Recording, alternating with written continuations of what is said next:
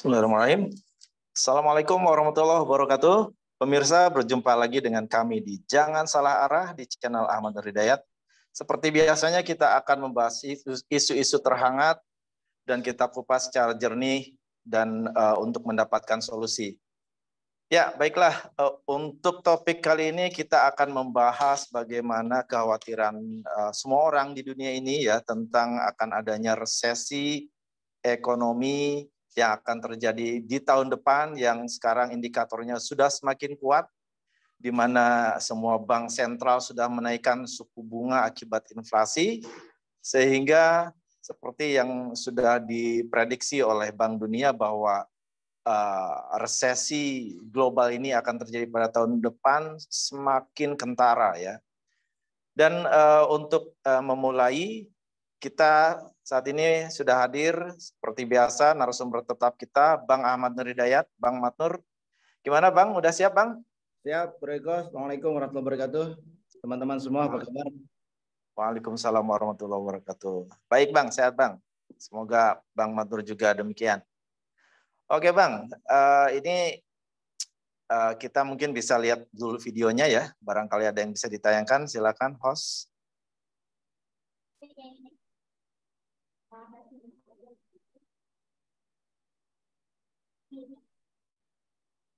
Menteri Koordinator Bidang Perekonomian Erlangga Hartarto optimistis bahwa pertumbuhan ekonomi Indonesia akan terus membaik.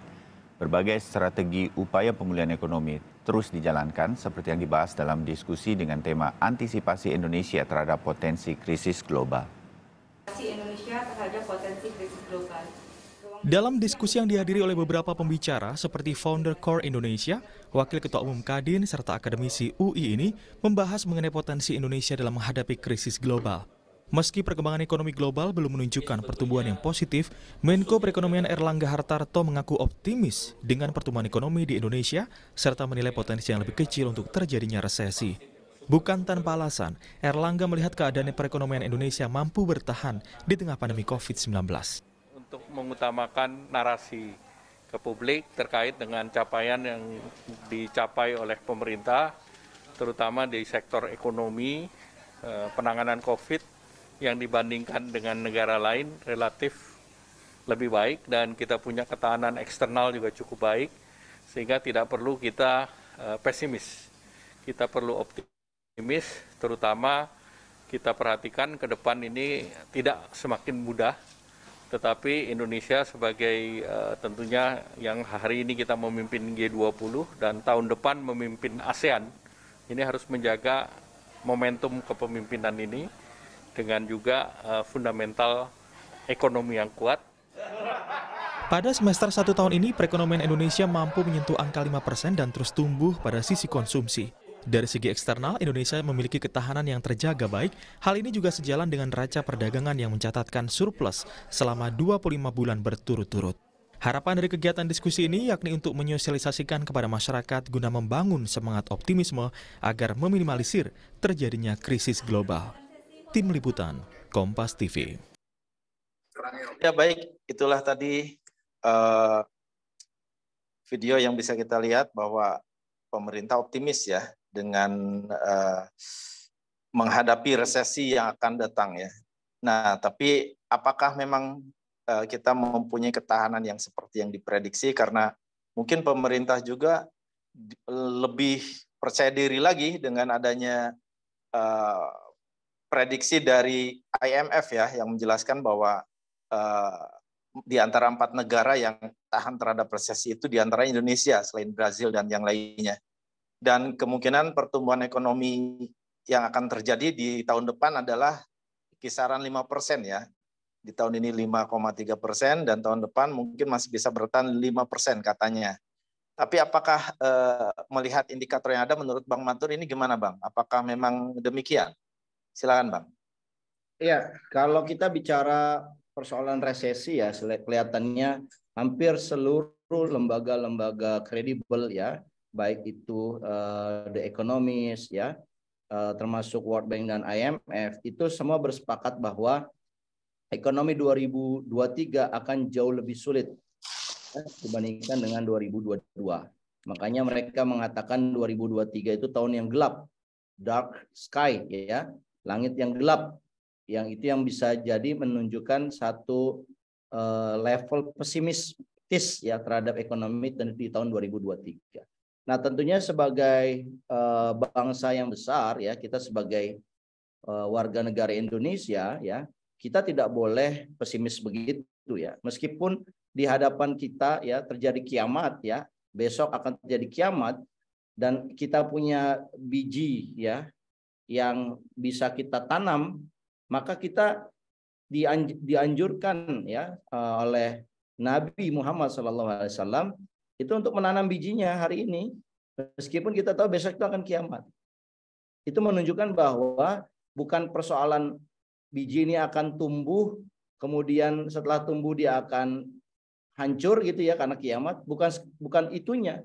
Tapi bagaimana kita tetap berusaha di setiap kesempatan, di setiap detik untuk melakukan kebaikan, pada akhirnya kebaikan itu melahirkan sebuah optimisme. Ya kan beda dengan orang yang tahu besok kiamat, ya dia bilang besok akan kiamat, ngapain juga saya melakukan kebaikan. Ini saatnya untuk having fun gitu ya. Nah, kita nggak kayak gitu. Kita ini ingin mengambil yang terbaik di antara banyak filosofi gitu ya. Dan filosofi menurut saya yang terbaik adalah ya kita harus tetap menjaga spirit optimisme gitu. Nah, persoalannya adalah yang terjadi hari ini, meskipun kita merasa ngeri gitu ya bahwa 2023 itu akan terjadi resesi dan ini skalanya adalah global dan ini mendampak kira-kira 1/3 ekonomi dunia, kita akan mengatakan begini ya, meskipun terjadi resesi, kita harus menerapkan satu langkah-langkah antisipasi yang serius supaya dampak resesi itu tidak terlalu buruk terhadap ekonomi kita. Nah, persoalannya hari ini ya, meskipun kita seolah-olah ke depan memprediksi bahwa terjadi resesi ya, langit gelap dan sebagainya, tetapi hari ini kita tidak mendengar ya, Bro Eko, dari tim ekonomi bahkan dari Pak Erlangga sendiri apa antisipasi untuk menghadapi resesi itu. Ya, kita tidak mendengar satu narasi yang komprehensif bahwa ya akan terjadi resesi dan kami akan melakukan tindakan A, B, C, dan D. Saya ya sebagai yang mengamati ya kebijakan ekonomi, itu sampai hari ini kita belum mendengar satu antisipasi yang cukup serius yang disampaikan oleh para peramu kebijakan ekonomi di negeri ini. Oke, informasi yang akan datang akan terjadi awan gelap, resesi. Oke, itu sudah mungkin terdeliver dengan baik oleh pejabat publik. Tetapi rakyat jangan dikasih kecemasannya saja. Tapi rakyat juga harus dikasih optimismenya dengan cara apa ya? Mereka itu para peramu kebijakan itu sampaikan dong kepada kita. Antisipasi untuk melakukan antisipasi terjadinya resesi, kita akan melakukan sekian kegiatan, sekian paket kebijakan. Dan itu menurut saya harus serius dilakukan ya. Saya tidak tahu apakah ini cuman bluffing aja, ada satu masalah resesi, apalagi sebenarnya bersamaan dengan adanya resesi kita dipuji-puji oleh negara lain dan kita merasa tidak mempersiapkan bahwa puji-pujian itu sebenarnya bisa jadi menjebak kita. Kalau kita mau memuji, ya maka kita memuji dengan negara lain. Coba kita lihat. Ekonomi kita tumbuh sekitar diprediksi ya 5,2%. Tetapi capaian 5,2% itu urutan keempat di ASEAN. Ada negara lain di ASEAN, di tetangga kita yang lebih baik capaian pertumbuhan ekonominya. Seperti misalkan Vietnam mencapai 6,9, ya, Malaysia di atas kita, ya, begitu juga dengan Thailand, ya. Ini jadi satu hal yang dipuji-puji, tapi sebetulnya capaian kita itu perasaan dengan pertumbuhan ekonomi dengan negara ASEAN saja kita itu middle class. Nah, ini yang perlu menurut saya narasi publik yang harus dilakukan oleh para peramu kebijakan ekonomi ini adalah dengan menguraikan segamblang-gamblangnya kepada publik bagaimana antidot atau antisipasi dari terjadinya resesi. Kita mau dengar ini, Bro Eko. Kalau ada, nanti kita mungkin bisa menganalisis apakah antidot ya atau resep untuk menghindari resesi itu benar atau tidak. Nanti kita bisa kritisi. Tapi saat ini apa yang mau dikritisi? Orang resepnya aja belum pernah diberitahukan kepada publik, ya kan? Nah, ini yang saya kira yang kurang dari tim ekonomi kita hari ini. Demikian, Bro Eko. Ya, baik Bang. Ini menarik ya, bahwa ada kepercayaan diri, optimisme, ya memang itu harus dibangun tentunya. Kita sebagai bangsa harus mempunyai visi ke depan bahwa kita mampu berbuat sesuatu untuk bisa mengatasi itu semua. Nah, di sini saya membaca sebuah berita ya bahwa ada 3 strategi ya pemerintah. Hanya saja Bang Matur mungkin bisa menilai ya satu persatu. Ini yang pertama, strateginya adalah memberdayakan ekonomi domestik yang sangat besar. Nah, ini jadi strategi yang berfokus ekonomi domestik untuk memanfaatkan potensi penduduk Indonesia yang berjumlah 275 juta jiwa, yaitu penguatan produk lokal atau program Bangga Buatan Indonesia. Nah, ini yang pertama, Bang. Kemudian yang kedua, saya baca ini untuk mengantisipasi inflasi pangan, yaitu diantaranya menggalakkan tanam pekarangan, food estate, serta peningkatan produktivitas dan percepatan musim tanam. Ini yang jadi persoalan adalah kita selalu mendengar gebiar tentang food estate ya. Sementara kita pernah membahasnya bahwa di kalau nggak salah di Riau ya atau di mana lahan-lahan itu ternyata nggak produktif gitu, nggak cocok begitu ya. Jadi ini optimisme tentunya kan harus ada indikator dari capaian dan ini food estate ini belum berhasil nih. Kemudian ada lagi satu lagi yaitu tentang subsidi ongkos angkut gitu. Nah, dari 3 hal ini yang saya pribadi melihat bahwa ini ada hal yang masih jauh dari harapan begitu. Karena yang pertama, kita akan menghadapi ancaman kurang susah import dan susah ekspor ya. Yang kedua, ini mengenai energi begitu. Swasembada energi kita masih dipertanyakan sementara kita terus impor dan semakin hari kondisinya semakin memprihatinkan dengan kondisi geopolitik ya. Apakah dengan kondisi yang demikian resesi ke depan itu akan semakin mudah atau bagaimana Bang menurut Bang Matur? Iya. Silakan Bang. Terima kasih Bro Mustafa ya, Bro Eko ya. Jadi kalau dilihat dari strategi ya yang disampaikan oleh pemerintah, saya nggak tahu ya ini disampaikan oleh siapa ya. Kalau saya baca 3 exit strategi ini disampaikan oleh Wakil Menteri Suhasil ya. Suhasil di berbagai media pada hari Minggu ya. Saya nggak tahu. Simorangkir ya. Deputi Bidang Ekonomi, Makro dan Keuangan. Ya. Nah, ini yang saya katakan tadi, deputinya, wakil menterinya ini belum ketemu satu exit strategi yang jitu itu, atau setidaknya yang disepakati bersama. Kalau tadi bicara mengenai ketahanan pangan, ya strategi ketahanan pangan, kalau Suhasil ini yang saya baca itu bicara adalah bagaimana agar APBN ini bisa kembali kepada level defisit sebelum pandemi, gitu ya. Nah ini yang saya kira perlu perlu dikritisi oleh kita bersama. Nah kalau deputi dari Menko ya saya kira itu ya, Menko Perekonomian ya kan, itu kan mengatakan bahwa ketahanan pangan ya, saya kira memang betul bahwa fitur dari resesi 2023 itu adalah pertama adalah pangan ya, bagaimana pangan akan mengalami lonjakan harga. Dan ini akan mengkhawatirkan banyak orang karena tidak semua orang punya kemampuan untuk membeli pangan. Ya, bila inflasinya mencapai 2 digit begitu ya, inflasi makanan dan minuman 2 digit, ini akan mengakibatkan banyaknya jumlah orang miskin baru. Karena tiba-tiba orang kelas menengah itu menjadi tidak mampu lagi beli kebutuhan pokok dan mereka bisa langsung masuk ke kelas kelompok miskin.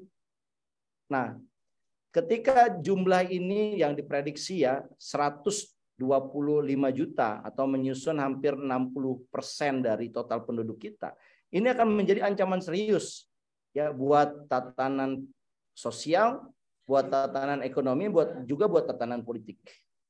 Nah, ini bagaimana mengantisipasinya gitu loh. Saat ini ya alhamdulillah ya di 2022 di paruh keempat ya, semester keempat, kuartal keempat dari 2022 kita masih kelihatannya baik-baik saja dalam hal makanan. Meskipun inflasinya pernah tercatat 13% untuk makanan dan minuman. Ya. Baik-baik saja itu dalam arti bisa jadi orang-orang miskin baru itu tidak diekspos di media. Yang diekspos itu adalah ya bantuan sosial yang terus diberikan oleh pemerintah gitu ya. Sementara orang-orang miskin baru ini yang tidak terdata, ini tidak pernah dilakukan investigasi berapa mereka jumlahnya dan apa yang mereka lakukan saat ini. Tapi apapun yang disajikan oleh media, kita menangkap satu simptom baru nih di masyarakat kita, yaitu maraknya kejahatan, Bro Eko. Kejahatan-kejahatan di masyarakat kita akhir-akhir ini meningkat ya. Ada seorang penjamret ya tas ataupun handphone ya di daerah mana itu di Jawa Barat yang sampai kemudian membunuh dan ternyata dia melakukannya untuk merampas barang yang dimiliki oleh korban. Ya, belum kejadian-kejadian yang lain gitu loh yang satu demi satu itu bermunculan, dan kita kadang-kadang tidak habis pikir, kenapa kok ada manusia setega itu, hanya ingin merebut dompet yang mungkin isinya nggak seberapa, tapi harus membunuhnya. Gitu. Nah ini kan menunjukkan satu fenomena sosial yang menarik ya, meskipun di media mainstream kita tidak melihat adanya kekhawatiran dengan kenaikan harga pangan, tetapi yang dirasakan oleh publik berbeda. Nah ini menurut saya perlu ya diantisipasi bagaimana kita menangani masalah pangan ini ya. Saya kira solusinya tidak bisa dengan impor. Karena feature dari 2023 itu adalah selain harga pangan itu tinggi, ini masing-masing negara mempertahankan ketahanan pangannya sendiri-sendiri. Kalaupun dia ada supply, dia akan simpan. Dia tidak akan jual ke negara lain. Jadi ini yang menjadi problem ya. Kalau kita tidak mempersiapkan ketahanan pangan itu, maka kita akan menjadi negara yang paling menderita. Nah, terkait mengenai food estate ya, Bro Eko. Food estate ini kan ya dicanangkan waktu awal 2020 ya. Food estate ini dikomandai oleh Menteri Pertahanan ya, karena ini menyangkut dengan ketahanan pangan begitu. Tapi sampai hari ini kita tidak menyaksikan hasilnya gitu loh. Ya bahwa food estate ini menghasilkan sekian karbohidrat yang dengan demikian kita menjadi surplus karbohidrat gitu. Itu kita tidak mendengarkan itu. Ini menunjukkan food estate ini gagal, Bro Eko. Gagal untuk mengantisipasi ketahanan pangan. Nah, kalau gagal begini gimana ceritanya? Nah, yang harus dilakukan kita ingin dengar ini apa antisipasinya kalau udah begini. Yang jelas solusi impornya tidak bisa. Nah, kalau kami ya ini karena topiknya inilah satu resep baru yang kita keluarkan ya untuk bagaimana mengantisipasi resesi ya ala arah baru Indonesia. Yang pertama kita harus merubah mindset kita. Mindset kita yang tadinya kita ekonomi berdasarkan dibangun ya berdasarkan investasi dan juga perdagangan internasional, maka kita harus balik. Kita harus menghilangkan persepsi bahwa pertumbuhan ekonomi itu ditopang oleh investasi dan juga ditopang oleh perdagangan. Itu kita harus runtuhkan persepsi itu. Karena yang namanya investasi dan perdagangan internasional ini akan decline. Inilah yang membuat decline semakin marak gitu. Semakin dalam ini decline karena resesi 2023 ini menghancurkan investasi dan juga perdagangan internasional. Oleh karena itu kita harus sadar dulu bahwa ini nggak bisa kita kembangkan untuk mengenerate pertumbuhan ekonomi. Makanya kita harus berpikir lantas apa kalau investasi dan perdagangan tidak bisa, komponen apa lagi yang kita bisa optimalkan untuk mendukung pertumbuhan ekonomi. Yang pertama adalah komponen yang kita bisa optimalkan adalah konsumsi. C. Ya, rumus ekonominya adalah konsumsi. Selain konsumsi, yang kita bisa pertahankan adalah yang namanya government spending. Oke, karena rumus pertumbuhan ekonomi Y sama dengan C plus I plus G plus ekspor impor. Ya. Nah, yang kita harapkan sekarang hanya C dan G. Jadi kalau kaitannya sama G ya ini harus antisipasinya harus bagaimana spendingnya pemerintah itu benar-benar efisien. Tapi nanti kita cerita yang berikutnya. Yang resep pertama yang kita ingin sarankan adalah tadi merubah mindset bahwa kita tidak bisa mengenerate pertumbuhan ekonomi dari I dan perdagangan internasional, investasi perdagangan nasional, berarti kita bisa mengenerate-nya dari konsumsi masyarakat. Nah, berarti kalau ini rumusnya menempuh antisipasi resesi dengan arah baru adalah berarti kita harus memastikan bahwa yang dikonsumsi oleh masyarakat itu terjangkau. Bagaimana caranya? Berarti seluruh barang-barang impor yang sementara ini meninabobokan kita karena harganya murah, ini harus kita inventarisir dan kemudian kita harus mengembangkan produk-produk yang tadinya impor itu dengan produk kemandirian sendiri. Berarti kita mulailah melakukan edukasi kepada publik. Contoh, kalau misalkan kita beras masih impor, bagaimana kita pastikan ada lahan-lahan yang nganggur itu ditanami oleh padi, oleh beras. Food estate itu harus kemudian dimanfaatkan bukan untuk berubah menjadi properti, tetapi bagaimana itu harus dipastikan untuk menjadi lahan pertanian yang produktif. Ya, kalau sementara ini di Kalimantan ya saya kira yang banyak food estate itu banyaknya tanah gambut. Nah, ini harus direlokasi atau setidaknya dipikirkan mekanisme teknologinya untuk mengubah lahan asam itu menjadi lahan yang produktif untuk pertanian misalkan. Jadi itu yang pertama ya, mendorong konsumsi masyarakat sehingga harus memastikan bahwa kebutuhan masyarakat kita ini harus terjangkau dengan harga yang murah.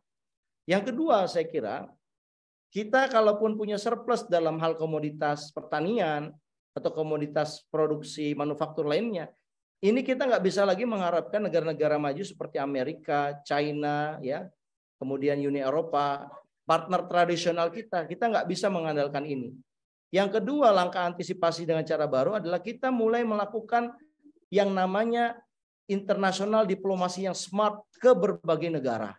Terutama negara-negara yang sementara ini belum pernah dilirik. Negara di Afrika bagian utara, ya, negara di Timur Tengah. Oleh karena itu kita harus mereaktivasi, Bro Eko, para duta besar kita.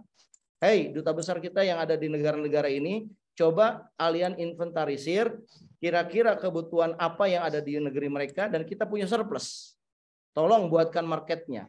Prestasi para ambasador itu diukur dari berapa besar ekspor kita ke negaranya. Kalau ekspor kita ke negaranya meningkat, maka kita katakan dia adalah ambassador yang berhasil. Dan kita harus umumkan itu ke publik sebagai bagian ucapan terima kasih. Nah, ini untuk mengantisipasi negara-negara yang menjadi tujuan ekspor kita ini kalau mereka mengalami pelemahan perdagangan, kita bisa punya substitusi ke negara lain. Itu yang kedua menurut saya cara arah barunya ya.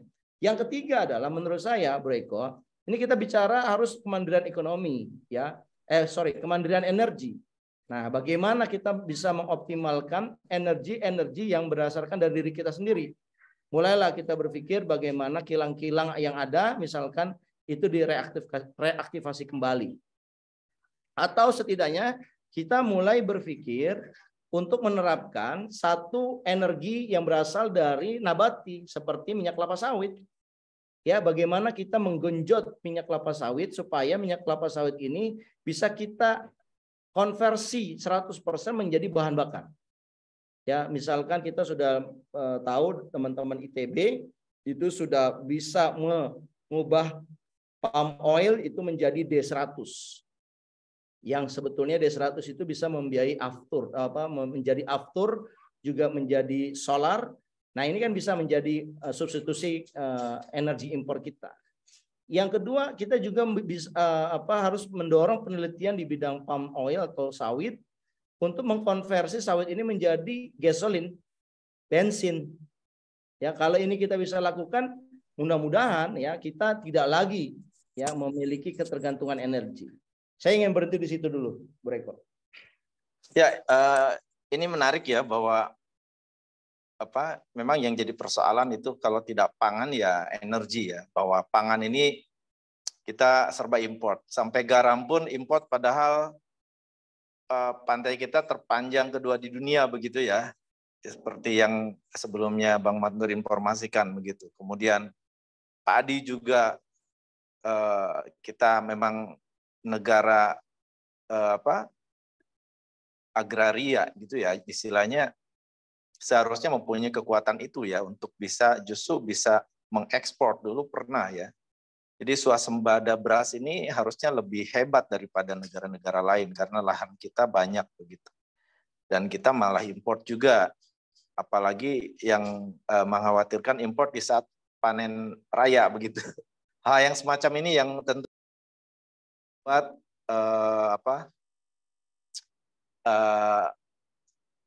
hal yang ironis ya kondisinya begitu. Dan saat ini kita masih banyak tergantung, apalagi tempe, kedelai dan sebagainya ya. Mungkin masih banyak ketergantungannya dengan import. Nah, ini resesi ini tentunya akan menjadi persoalan.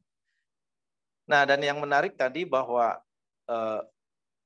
sektor energi ya memang masih belum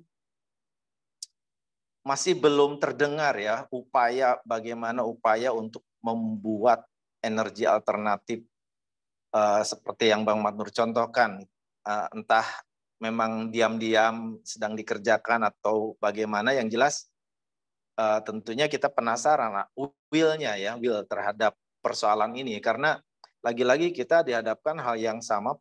Persoalannya itu harga minyak dunia yang fluktuatif, yang imbasnya adalah kita harus menaikkan BBM, kemudian harus mensubsidi dan terus ada di lingkaran itu. Dan tentunya itu yang menjadi persoalan dari dulu hingga sekarang begitu. Dan solusi lain sepertinya tidak pernah diambil. Dan yang paling mengkhawatirkan juga adalah pada saat memproses, mengolah minyak untuk menjadi bensin secara lokal itu menghabiskan biaya yang besar, melebihi apa yang dilakukan seperti yang dilakukan di Timur Tengah. Nah, seharusnya seperti apa nih Bang? Ini ada masalah apa ini persoalannya sehingga demikian begitu? Silakan Bang. Ya, saya kira Bro Eko ya, kita ini perlu mulai bicara detail ya untuk persoalan-persoalan ketahanan energi kita. Nah, kalau kita tidak detail atau kita hanya percaya begitu saja ya, seolah-olah ada orang yang memikirkan, ada orang yang mengurusi gitu ya, tanpa kita tahu siapa sebenarnya orang itu namanya kita sedang sengaja menjatuhkan diri kita sebagai bangsa ke jurang atau ke apa istilahnya, ke lubang kesengsaraan gitu. Nah, ini kan sudah alam demokrasi ya. Jadi kita perlu menuntut itu. Kalian-kalian yang sedang punya mempersiapkan ketahanan energi, apa yang sedang kalian garap? Ayo dong, buka informasinya ke publik. Apa yang sedang kalian garap dan apa kendalanya dan apa yang kemudian publik bisa bantu. Ya, karena ini persoalan yang sangat mendesak ya, ketahanan energi, ketahanan pangan ini. Kalau kita tidak bisa memiliki ketahanan pangan dalam waktu 6 bulan ke depan, ya kita akan menjadi negara yang paling menderita begitu, Bro Eko. Nah, yang berikutnya yang ingin saya sampaikan adalah kalau kita menyadari bahwa ekonomi kita saat ini ya, ini ekonomi yang bergerak dengan arah lama. Apa maksudnya ya? Kalau kita lihat bagaimana komposisi ekspor kita. Komposisi ekspor kita itu 50% ya. Bahan yang kita ekspor ini adalah barang-barang komoditas ya, tambang, mineral dan pertanian yang tidak ada ya atau yang tidak banyak ya value added-nya. Padahal kita butuh value added itu ya untuk kita olah dulu bahan-bahan komoditas yang mentah itu, kita olah menjadi barang jadi atau barang setengah jadi sehingga dia punya value added yang baik.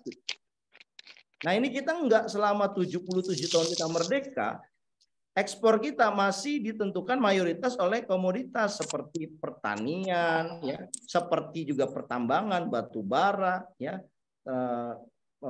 minyak kelapa sawit gitu loh. Pertanyaannya mana industri manufacturing kita? Mana logam dasar kita? Mana elektronik dasar kita? Ini kan tiba-tiba tidak berkembang gitu loh. Ya kelihatan kontribusi manufaktur itu terhadap pertumbuhan ekonomi terus turun. Nah, itu menunjukkan bahwa masyarakat kita ini ya tidak terserap dalam industri, berarti mereka hanya di sektor-sektor pertanian, sektor premier, dan juga ya sebagian kecil di sektor pertambangan, tapi mayoritasnya ada sektor informal. Makanya kita lihat sekarang memang betul mayoritas kita kalau ada 2 orang, nggak usah 2 orang lah, kalau ada 10 orang ya, itu 6 diantaranya bekerja di sektor informal. Sedangkan sektor informal itu tidak diurus oleh negara. Ya, mereka berdagang sendiri tanpa ada negara, tanpa ada kehadiran negara, dan mereka survive tanpa kehadiran negara. Itulah kenapa sektor informal kita pertumbuhannya lambat, produktivitasnya tidak baik gitu. Nah, ini kan yang harusnya dikembangkan ya. Menurut saya ini ada banyak masalah fundamental yang harus kita pecahkan, bukan dengan pendekatan ekonomi lama.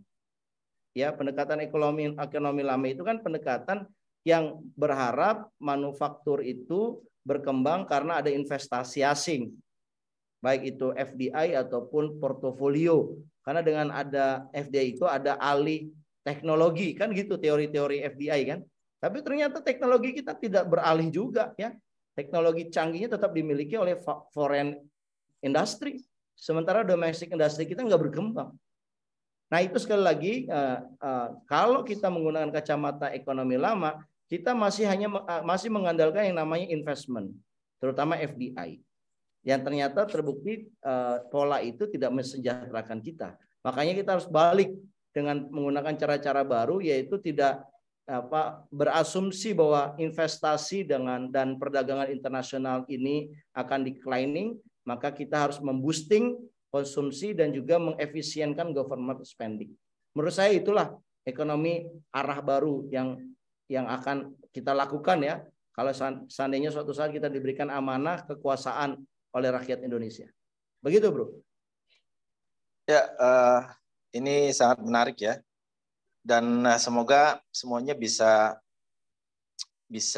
apa istilahnya, ada perbaikan ya, ada will yang lebih jelas begitu ya, dan masyarakat bisa diinformasikan lebih jelas apa yang sedang dikerjakan sebetulnya secara detail, rinci, sehingga hal yang kurang mungkin bisa segera dikritisi, karena early warning itu akan lebih baik daripada penyesalan ya saat ada kebijakan yang salah arah mungkin ya. Makanya keberadaan kita agar tidak salah arah begitu. Ya, closing statement atau sudah cukup, Bang? Saya kira cukup, Breko. Oke, baik. Pemirsa, demikian tadi pembahasan kita tentang arah baru ya dalam menghadapi resesi ekonomi yang akan terjadi pada tahun depan ya, yang indikasinya udah semakin kuat, dan semoga kita survive ya. Kita bisa melakukan upaya-upaya baik secara personal ataupun bangsa ini secara negara ya, bisa menghadapi krisis yang akan terjadi. Pemirsa jangan lupa untuk selalu melihat atau mengikuti update-update kami, dan tentunya jangan lupa untuk subscribe, like, dan share channel Ahmad Nur Hidayat. Terima kasih atas perhatiannya Bang Madnur, terima kasih atas pencerahannya, sampai jumpa lagi di Jangan Salah Arah yang akan datang. Demikian. Billahi taufiq wal hidayah. Assalamualaikum warahmatullahi wabarakatuh. Sampai jumpa. Terima kasih, Bro Eko. Waalaikumsalam warahmatullahi wabarakatuh. Sampai jumpa di lain kesempatan ya.